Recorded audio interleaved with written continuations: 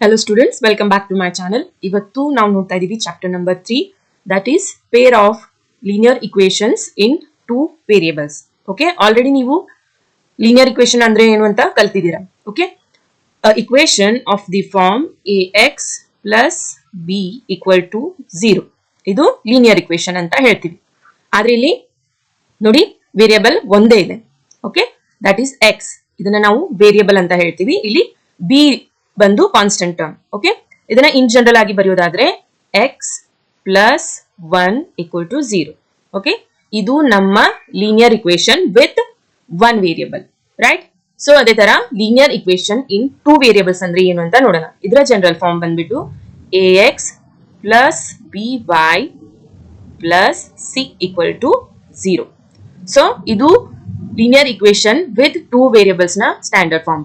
Okay, for example 2x plus 4y plus 6 equal to 0.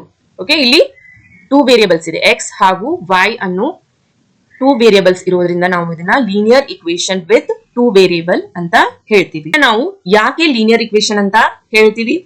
Okay, class 9 ಅಲ್ಲಿ ನೀವು already ಕಲ್ತಿದ್ದೀರಾ ಅಲ್ವಾ? ಯಾವುದೇ ವೇರಿಯಬಲ್ ನ ಹೈಯೆಸ್ಟ್ ಡಿಗ್ರಿ 1 ಆಗಿತ್ತು ಅಂದ್ರೆ, ಓಕೆ, ಪೊಲಿನಾಮಿಯಲ್ ಆಗಿರ್ಲಿ ಅಥವಾ ಇಕ್ವೇಶನ್ ಅಲ್ಲಿ ಯಾವುದೇ ವೇರಿಯಬಲ್ ನ ಹೈಯೆಸ್ಟ್ ಡಿಗ್ರಿ 1 ಆಗಿತ್ತು ಅಂದಲ್ಲಿ ಅದನ್ನ ನಾವು ಲೀನಿಯರ್ ಇಕ್ವೇಶನ್ ಅಂತ ಹೇಳ್ತೀವಿ. ಓಕೆ, ಅದೇ 2 ಆಗಿತ್ತು ಅಂದ್ರೆ ಕ್ವಾಡ್ರಾಟಿಕ್ ಅಂತೀವಿ ಅಲ್ವಾ? ಸೊ ಇವಾಗ ನಾವು ಈ ಕ್ಲಾಸ್ ಅಲ್ಲಿ ಈ ಚಾಪ್ಟರ್ ಅಲ್ಲಿ ಬರೀ ಲೀನಿಯರ್ ಇಕ್ವೇಶನ್ ಕಲಿಯೋದ್ರಿಂದ, so linear equation which has highest degree of power 1. Okay, variable ನ ಹೈಯೆಸ್ಟ್ ಡಿಗ್ರಿ ಏನಾಗಿರುತ್ತೆ 1 ಆಗಿರುತ್ತೆ, ಅವನ್ನ ನಾವು ಲೀನಿಯರ್ ಇಕ್ವೇಶನ್ ಅಂತ ಹೇಳ್ತೀವಿ. Okay, clear? ಇಲ್ಲಿವರೆಗೂ ಕ್ಲಿಯರ್ ಆಗಿದೆ ಅನ್ಕೊಂತೀನಿ. ಇವಾಗ ನೋಡಿ next pair of linear equations in two variables. Okay, ಇವಾಗ ನಾವು ಏನ್ ಮಾಡ್ತಾ ಇದೀವಿ? pair of ತಗೊಳ್ತಾ ಇದೀವಿ. pair ಅಂದ್ರೆ linear equation with two variables, ಅದು ಎರಡನ್ನ ತಗೊಳ್ತಾ ಇದೀವಿ, pair ಅಲ್ಲಿ ತಗೊಳ್ತಾ ಇದೀವಿ. ಓಕೆ, ಅಂದ್ರೆ x plus y equal to 5 ಇದು ಒಂದು linear equation ಅಂತ ಇಟ್ಕೊಳ್ಳಿ. ಓಕೆ, ಇನ್ನೊಂದು 2x plus y equal to 4. Okay, ಇದು ಒಂದು linear equation. ಇವಾಗ ಇವೆರಡು pair. Okay, linear equations with two variables ಅಲ್ವಾ? ಸೊ ಈ ಪೇರ್ ಅನ್ನ ನಾವೇನಂತೀವಿ? ಇಲ್ಲಿಗೆ ನಮ್ಮ ಚಾಪ್ಟರ್ ನ ಟೈಟಲ್ ಕನ್ಕ್ಲೂಡ್ ಆಯ್ತು. Pair of linear equations. Linear equations ಅದು ಪೇರ್ ಅಲ್ಲಿ ನಾವು ತಗೊಂಡು ಸೊಲ್ಯೂಷನ್ಸ್ ಅನ್ನ ನಾವಿಲ್ಲಿ ಫೈಂಡ್ ಔಟ್ ಮಾಡ್ತೀವಿ. ಸೊಲ್ಯೂಷನ್ ಅಂದ್ರೆ ಎಕ್ಸ್ ನ ವ್ಯಾಲ್ಯೂ ಹಾಗೆ ವೈ ನ ವ್ಯಾಲ್ಯೂ ಅನ್ನ ನಾವಿಲ್ಲಿ ಫೈಂಡ್ ಔಟ್ ಮಾಡ್ತೀವಿ.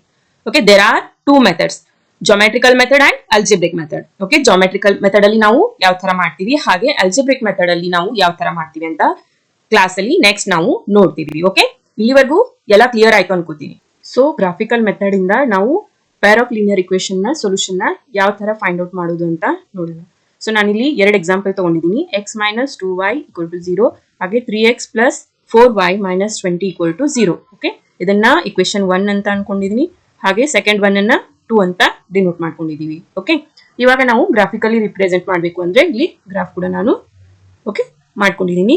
ಸೊ ಈ ಎಕ್ಸ್ ವೈ ಯಾಕೆ ಬರ್ಕೊಂಡಿದೀನಿ ಅಂದ್ರೆ, ನಾನು ಇಲ್ಲಿ ನೀವು ಈ ಇಕ್ವೇಶನ್ ಅಲ್ಲಿ ಎಕ್ಸ್ ನ ವ್ಯಾಲ್ಯೂ ಹಾಕ್ತಾ ಹೋದಾಗ ವೈ ನ ವ್ಯಾಲ್ಯೂ ನಿಮಗೆ ಸಿಗುತ್ತೆ. ಓಕೆ, ಫಸ್ಟ್ ಕೇಸ್ ಅನ್ನ ತಗೊಳ್ಳೋಣ, consistent pair of linear equations. Okay, consistent pair of linear equations ಯಾವಾಗ ಆಗುತ್ತೆ ಅಂತ ನೋಡೋಣ. ಓಕೆ, ಇದನ್ನ ಫಸ್ಟ್ ನಾವು ಇಕ್ವೇಶನ್ ನ ಸಾಲ್ವ್ ಮಾಡ್ತಾ ಹೋದಾಗ ಫಸ್ಟ್ ಗೆ ನಾನಿಲ್ಲಿ ಎಕ್ಸ್ ನ ವ್ಯಾಲ್ಯೂನ 0 ಅಂತ ತಗೊಳ್ತಾ ಇದ್ದೀನಿ. ರಫ್ ಆಗಿ ನಾನಿಲ್ಲಿ ಸಾಲ್ವ್ ಮಾಡ್ಕೊಳ್ತಾ ಇದ್ದೀನಿ. Okay, x minus 2y equal to 0. Okay, x ನ ವ್ಯಾಲ್ಯೂ 0 ಅಂತ ಆಡ್ ಮಾಡಿದಾಗ ನೋಡಿ ಏನಾಗುತ್ತೆ, minus 2y equal to 0 and then y equal to 0 upon minus 2 is also 0 ಅಲ್ವಾ? ಸೊ y ನ ವ್ಯಾಲ್ಯೂ ಕೂಡ ಏನಾಯ್ತು 0 ಆಯ್ತು. ಸೊ ಇಲ್ಲಿ ನಾನು 0 ಅಂತ ಇಟ್ಕೊಳ್ತಾ ಇದ್ದೀನಿ. ಓಕೆ, ಇದನ್ನ ನಾವು ಗ್ರಾಫ್ ಮೇಲೆ ಯಾವ ರೀತಿ ಡಿನೋಟ್ ಮಾಡ್ತೀವಿ ಅಂತ ಎಲ್ಲಾ ವ್ಯಾಲ್ಯೂನ ಫೈಂಡ್ ಔಟ್ ಮಾಡಿದ್ಮೇಲೆ ನಾವು ಮಾಡ್ಕೊಳ್ಳೋಣ. ಓಕೆ, ಇವಾಗ ನೋಡಿ ಎಕ್ಸ್ ನ ವ್ಯಾಲ್ಯೂ 0 ತಗೊಂಡೆ, ವೈ ನ ವ್ಯಾಲ್ಯೂ 0 ಆಯ್ತು. ಸೊ ಇವಾಗ ನಾನು ಫಸ್ಟ್ ಇಕ್ವೇಶನ್ ಅಲ್ಲಿ ವೈ ನ ವ್ಯಾಲ್ಯೂ 0 ಬಂತು ಅಲ್ವಾ? ಸೊ ನೆಕ್ಸ್ಟ್ ನಾನು 2 ಅಂತ ತಗೊಳ್ತಾ ಇದ್ದೀನಿ. ಓಕೆ, ಎಕ್ಸ್ ನ ವ್ಯಾಲ್ಯೂ 2 ಅಂತ ತಗೊಂಡಾಗ ಏನ್ ಬರುತ್ತೆ, X minus 2y equal to 0 ನಲ್ಲಿ ಎಕ್ಸ್ ನ ವ್ಯಾಲ್ಯೂ ಇವಾಗ ನಾನು 2 ಅಂತ ತಗೊಳ್ತಾ ಇದ್ದೀನಿ. So 2 minus 2y equal to 0 again.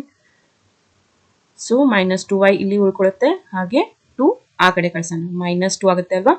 So y ನ ವ್ಯಾಲ್ಯೂ ಏನಾಗುತ್ತೆ, minus 2 upon minus 2 that is 1 ಆಗುತ್ತೆ. ಸೊ ಎಕ್ಸ್ ನ ವ್ಯಾಲ್ಯೂ 2 ತಗೊಂಡಾಗ y ನ ವ್ಯಾಲ್ಯೂ 1 ಆಯಿತು. ಓಕೆ, ಸೊ ನಾನು ನೆಕ್ಸ್ಟ್ x ನ ವ್ಯಾಲ್ಯೂ 4 ಅಂತ ಕನ್ಸಿಡರ್ ಮಾಡ್ತಾ ಇದ್ದೀನಿ.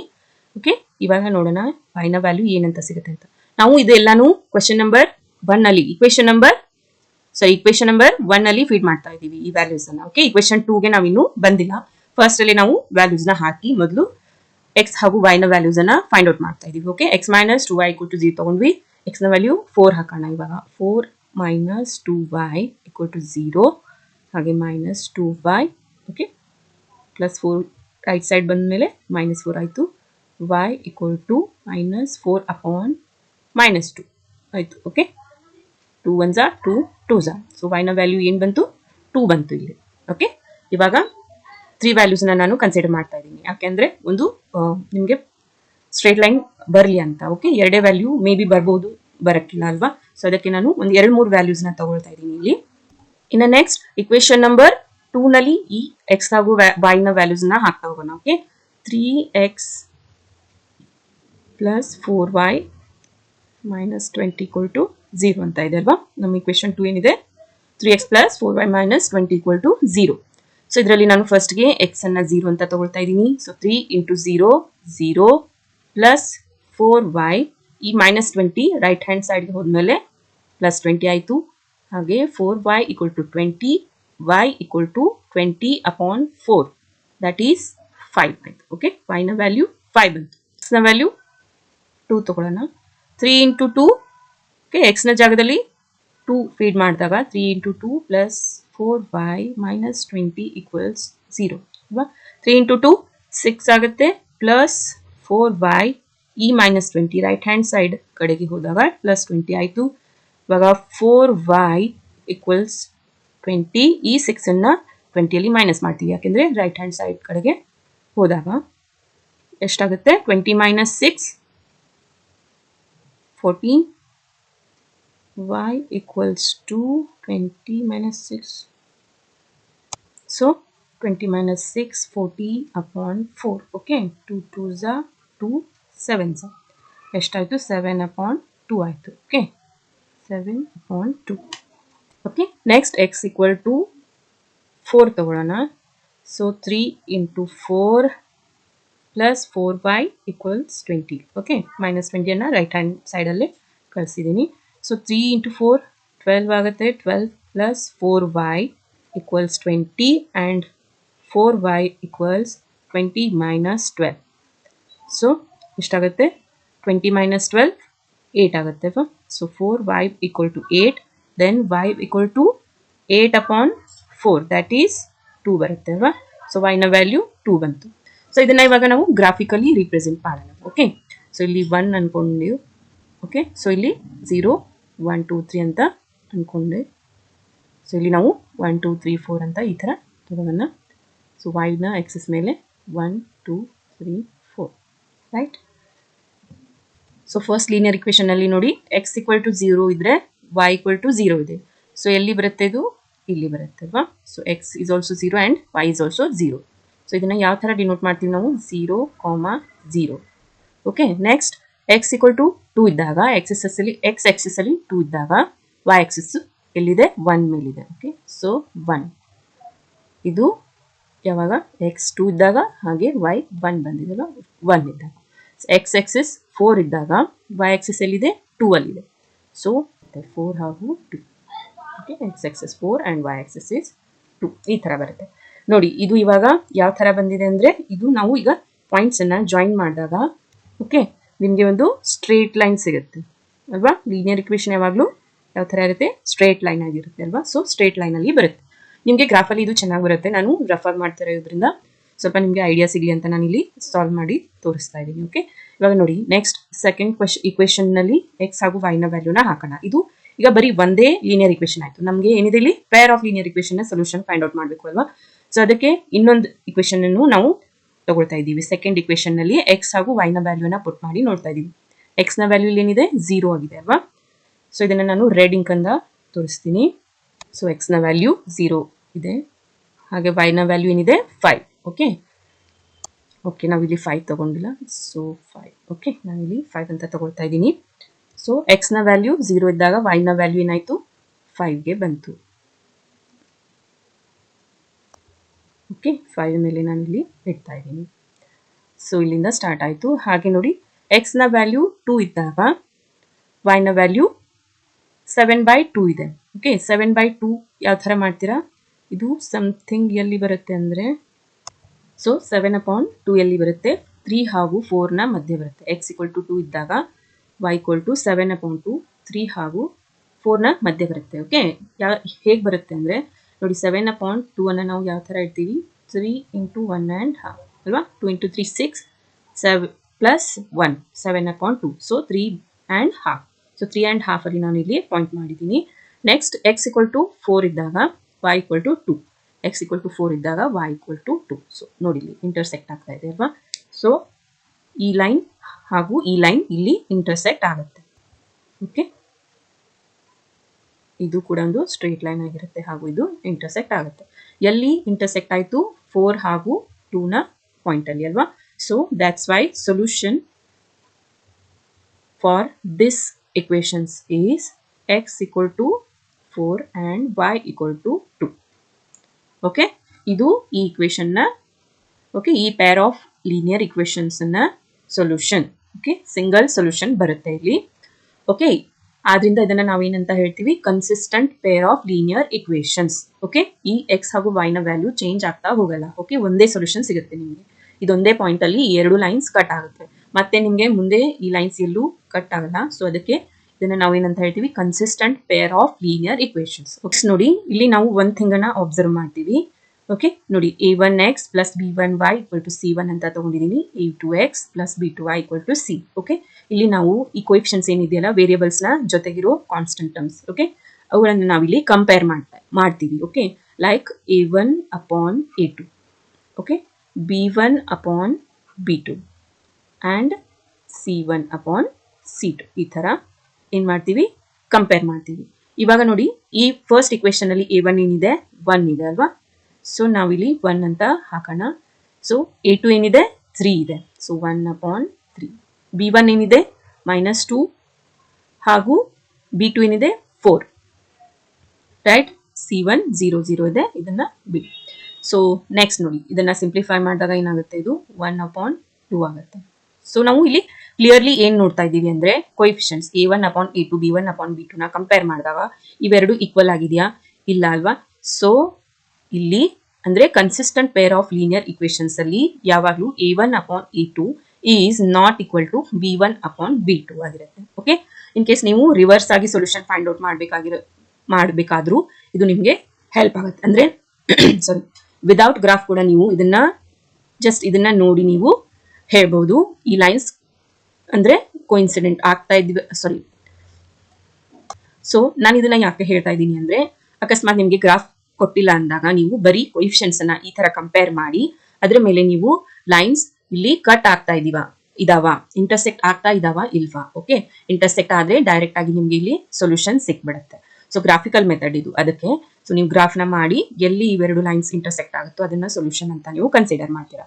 ಅಥವಾ ನೀವು ಬರೀ ಕೋಎಫಿಷಿಯಂಟ್ಸ್ ನ ಕಂಪೇರ್ ಮಾಡಿ, a1 divide by a2 is not equal to b1 upon b2 ಅಂದಾಗ ಇವು ಯಾವಾಗ್ಲೂ ಏನಾಗಿರುತ್ತೆ, ಇಂಟರ್ಸೆಕ್ಟಿಂಗ್ ಪೇರ್ ಆಫ್ ಲೈನ್ಸ್ ಆಗಿರುತ್ತೆ. ಯಾವಾಗಲೂ ಲೈನ್ಸ್ ಇಲ್ಲಿ ಇಂಟರ್ಸೆಕ್ಟ್ ಆಗುತ್ತೆ ಹಾಗೂ ಇವು consistent pair of linear equations. ನಿಮಗೆ ಒಂದು ಕನ್ಸಿಸ್ಟೆಂಟ್ ಆಗಿ ಒಂದು ಸೊಲ್ಯೂಷನ್ ಸಿಗುತ್ತೆ, ಅದಕ್ಕೆ ನಾವು ಈ ತರ ಹೇಳ್ತೀವಿ. ಓಕೆ ನೆಕ್ಸ್ಟ್ ಎಕ್ಸಾಂಪಲ್ ಅಲ್ಲಿ inconsistent pair of linear equations ಅನ್ನ ತಗೊಂಡಿದ್ದೀನಿ. ಓಕೆ ಇಲ್ಲಿ ಯಾವಾಗಲೂ ಏನಾಗುತ್ತೆ ಅಂದ್ರೆ, ನೀವು ಎಕ್ಸ್ ಹಾಗೂ ವೈ ನ ವ್ಯಾಲ್ಯೂ ಈ ಇಕ್ವೇಶನ್ಗೆ ಹಾಗೂ ಇದಕ್ಕೆ ನೀವು ಸೆಕೆಂಡ್ ಇಕ್ವೇಶನ್ಗೆ ಪುಟ್ ಮಾಡ್ತಾ ಹೋದಾಗ, ಓಕೆ ನೀವು ಬೇಕಾದ್ರೆ ನೀವು ಎಕ್ಸ್ ಹಾಗೂ ವೈ ನ ವ್ಯಾಲ್ಯೂನ ಹಾಕ್ತಾ ಹೋಗಿ ನಿಮಗೆ ಸಿಗುತ್ತೆ. ಓಕೆ ನಾನಿಲ್ಲಿ ಸಾಲ್ವ್ ಮಾಡ್ತಾ ಕೂತ್ಕೊಂಡ್ರೆ ತುಂಬ ಟೈಮ್ ಆಗೋಗುತ್ತೆ. ಸೊ ವಿಡಿಯೋ ಕೂಡ ಲೆಂದಿ ಆಗುತ್ತೆ. ಸೊ ಅದಕ್ಕೆ ಶಾರ್ಟ್ ಅಲ್ಲಿ ಹೇಳ್ತಾ ಇದ್ದೀನಿ. ಸೊ ನಾನು ಯಾವ ಥರ ಈ ಮೊದಲು ಎಕ್ಸ್ ಹಾಗೂ ವೈ ನ ವ್ಯಾಲ್ಯೂ ಪುಟ್ ಮಾಡ್ತಾ ಲೈನ್ಸ್ ನ ಟ್ರೇಸ್ ಮಾಡ್ತಾ ಹೋದ್ನೋ ಆ ಥರ ನೀವು ಈ ಇಕ್ವೇಶನ್ಸ್ ಅಲ್ಲಿ ಏನ್ ಮಾಡ್ತೀರಾ, ಎಕ್ಸ್ ನ ವ್ಯಾಲ್ಯೂ ಪುಟ್ ಮಾಡ್ತಾ ಹೋದಾಗ ನಿಮಗೆ ಲೈನ್ಸ್ ಗ್ರಾಫ್ ಅಲ್ಲಿ ಟ್ರೇಸ್ ಮಾಡೋಕ್ಕೆ ಎಕ್ಸ್ ಹಾಗೂ ವೈ ಕೋಆರ್ಡಿನೇಟ್ಸ್ ಸಿಗ್ತಾ ಹೋಗುತ್ತೆ. ಆ ಥರ ನೀವು ಟ್ರೇಸ್ ಮಾಡ್ಬೋದು. ಓಕೆ ನಾನಿಲ್ಲಿ ಡೈರೆಕ್ಟ್ ಆಗಿ ಟ್ರೇಸ್ ಮಾಡ್ತಾ ಇದ್ದೀನಿ. So x plus 2y equal to 4 and 2x plus 4y equal to 12. ಇದು ಒಂದು inconsistent pair of linear equation. Okay so ಇದರ ಲೈನ್ಸ್ ಯಾವ ಥರ ಬರುತ್ತೆ ಅಂದರೆ, ಟ್ರೇಸ್ ಮಾಡಿದ್ಮೇಲೆ ಓಕೆ ಈ ಥರ ಪ್ಯಾರಲಲ್ ಆಗಿ ಬರುತ್ತೆ, ಒಂದಕ್ಕೊಂದು ಈ ಪಾಯಿಂಟ್ಸ್ ಎಲ್ಲೂ ಕೂಡ ಟಚ್ ಆಗಲ್ಲ. ಸೊ ನಿಮಗೆ ಈ ಲೈನ್ಸ್ ಇಂಟರ್ಸೆಕ್ಟ್ ಆಗದೆ ಇದ್ರೆ ಸೊ ನಿಮಗೆ ಸೊಲ್ಯೂಷನ್ ಏನಾಗುತ್ತೆ ಸಿಗೋದೇ ಇಲ್ಲ. ಸೊ ಅದಕ್ಕೋಸ್ಕರ ಇದನ್ನ ನಾವು inconsistent pair of linear equation ಅಂತ ಹೇಳ್ತೀವಿ. ಇಲ್ಲಿ ಸೊಲ್ಯೂಷನ್ನೇ ಸಿಗಲ್ಲ, no solution. Okay, we can't find any solution. So ಇಲ್ಲಿ ನಮಗೆ ಸೊಲ್ಯೂಷನ್ ಸಿಗೋದಿಲ್ಲ, ಅದಕ್ಕೆ ನಾವು ಇದನ್ನ ಇನ್ಕನ್ಸಿಸ್ಟೆಂಟ್ ಅಂತ ಹೇಳ್ತೀವಿ. ಸೊ ಇವಾಗ ನಾವು ಈ ಕೋಎಫಿಷಿಯಂಟ್ಸ್ ಅನ್ನ ಕಂಪೇರ್ ಮಾಡಿ ನೋಡೋಣ. a1 upon a2, okay, b1 upon b2 ಹಾಗೆ c1 ಅಪಾನ್ c2 ಅನ್ನ ಕಂಪೇರ್ ಮಾಡಿ ನೋಡೋಣ. ಸೊ ನೋಡಿ, a1 ಏನಿದೆ, x ನ ಜೊತೆಗೆ ಕೋಎಫಿಷಿಯಂಟ್ಸ್ ಏನೂ ಇಲ್ಲ ಅಲ್ವಾ, ಅಂದರೆ 1 ಆಗಿರುತ್ತೆ. ಸೊ a1 ನ ಜಾಗದಲ್ಲಿ 1, ಸೊ a2 ನ ಜಾಗದಲ್ಲಿ x ನ ಜೊತೆಗೆ 2 ಇದೆ ಅಲ್ವಾ, ಸೊ 1 ಅಪಾನ್ 2 ಆಯಿತು. b1 ಎಷ್ಟಿದೆ, 2 ಇದೆ, ಹಾಗೆ b2 4 ಇದೆ, ಸೊ 2 ಅಪಾನ್ 4. ಸೊ c1 ಏನಿದೆ 4 ಇದೆ, ಹಾಗೆ c2 ಏನಿದೆ 12 ಇದೆ. So 1 upon 2 ಆಗುತ್ತಲ್ವಾ, 2 1s 2 2s. So ಇದು ಕೂಡ 1 ಅಪಾನ್ 2 ಆಯಿತು. ಇಲ್ಲಿ 4 1s 4 3s.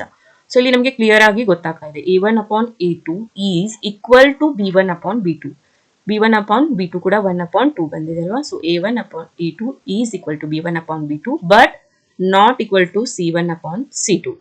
Okay, without graph ನೀವು ಬರೀ ಕೋಎಫಿಷಿಯಂಟ್ಸ್ನ ಈ ತರ ಕಂಪೇರ್ ಮಾಡಿದಾಗ ನಿಮಗೆ ಈ pair of linear equation consistent ಅಥವಾ ಇನ್ಕನ್ಸಿಸ್ಟೆಂಟು ಅಥವಾ ಡಿಪೆಂಡೆಂಟು ಅಂತ ನೀವು ಕ್ಲಾಸಿಫೈ ಮಾಡಬಹುದು. ಓಕೆ,